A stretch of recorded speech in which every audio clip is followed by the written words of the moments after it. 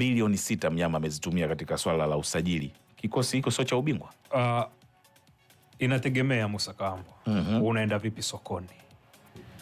Una timu ya scouti ambao ina ubora kiasi gani? Walishirikiana na mwalimu kwa maana ya coach kwa kiasi gani kwenye kufanya ile monitoring na selection ya kuwapata wale wachezaji ambao mnawasajili? Ndio.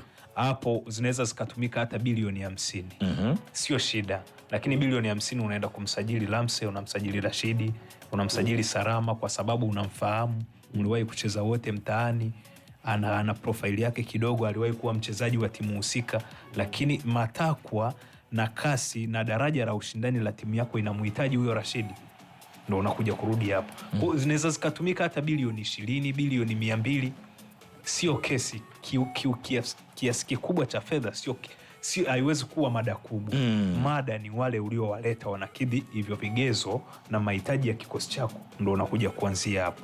Sasa kwa sababu hiyo ilikuwa ni moja ya kauli ya viongozi wa Simba ambao ilitoka kuelekea msimu mpya ambao ndio mkutano mkuu. Huyo ndio mhasibu. Ndio jamaa mweupe. Chama bwana. Mwezi Desemba ilikuwa mpaka jana. Najua hiyo. Unaona? Katika mazingira yale, maana yake hizi pesa si zimetumika. Sasa unaenda kuangalia kwa kauli yake ambayo amemaliza nayo, tayari zilishatumika kwenye kufanya huo usajili. Ndio. Nikianza kutaja wachezaji wale 13 ambao Simba kawasajili dirisha kubwa, wakiwa na kocha Fadlu Davis kabla hawajaachana naye, hajawaacha kwa sababu hawajaachana, wale ndo kawaacha Simba. Anakuja Pantev, Selemani Matora, sasa hivi Steven Baka. Unakuja angalia wale wachezaji ambao walisajiliwa kwa kiasi kikubwa, wangapi ambao wameingia moja kwa moja kwenye kikosi cha Simba. Kwa maana wamekuja kuliongeza daraja la ushindani ili kuweza kuisogeza Simba iliyopata pointi 78 msimu uliopita iende kupata pointi 82 ambazo bingwa wa msimu uliopita Young Africans alikuwa nazo. Bilioni 6 nyingi. Rashidi, achana na pesa. Katika mazingira yale unaangalia lile kundi la wachezaji 13 ambao walisajiliwa kwa asilimia kama 60 ya ule usajili wa dirisha kubwa ambao ulitumia hizo bilioni 6 umefeli. Utaanza kuulizana hapa, asingeumia Musa Kamara, maana yake Simba wasingerudi dirisha dogo kwenda kumsajili golikipa Jibril, si ndio?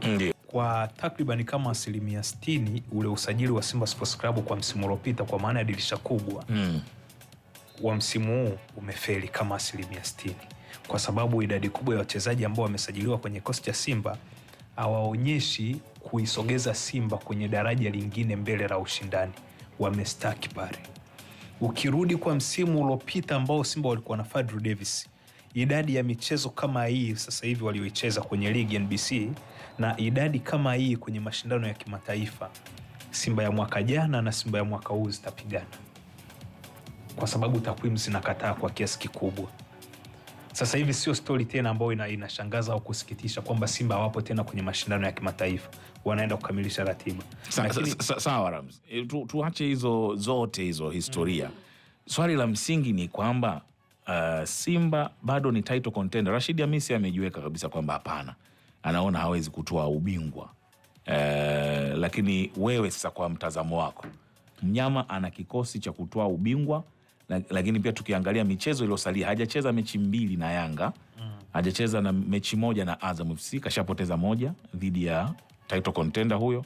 Bado pia hajakutana na Singida kama sikosei, mechi zote mbili. Hawa ambao ndo tunaita wanaowania ubingwa. Kwa upande wangu nawaona bado wapo kwenye ile lesi ya kuwania ubingwa. Simba Sports Club bado wapo kwenye mbio za ubingwa, kwa sababu kama watashinda mchezo wa kipolo ambao wanao ili wawe mchezo sawa na Young Africans, utofauti utakuwa ni alama 3 kama alivyozungumza Idi Mpoma hapa na wenzangu hapa mezani. Sasa unaangalia, imekuwa ni kawaida hii, naizungumza kwa sababu ya uzoefu wa kihistoria wa ligi yetu. Ili uweze kuwa bingwa mara nyingi kwa upande wa Simba na Yanga, inabidi umfunge Simba, yani kama ni Yanga anataka kuwa bingwa akamsimamishe Simba mwenyewe, ama Simba anataka kuwa bingwa amsimamishe Yanga. Ilitokea ile Simba ambayo ilikuwa imeutawala mpira wa Tanzania kwa miaka 4, yenyewe ndo ilikuwa haipati matokeo ya kushinda mechi zote mbili, kwa maana ya kumfunga Yanga nyumbani na ugenini. Walikuwa wanagawana alama, lakini Yanga baada alikuwa anaenda kudondokea kwenye hizi timu za katikati, ama akawa anapoteza alama kwa kutoa sare ama kufungwa kabisa. Simba akawa anapata advantage pale kwa sababu alikuwa na uwezo wa kushinda michezo yake yote, hata hii ambayo ya za timu dhidi ya timu ambazo ziko madaraja ya kati. FM kutoka Tabata, Dar es Salaam, Tanzania.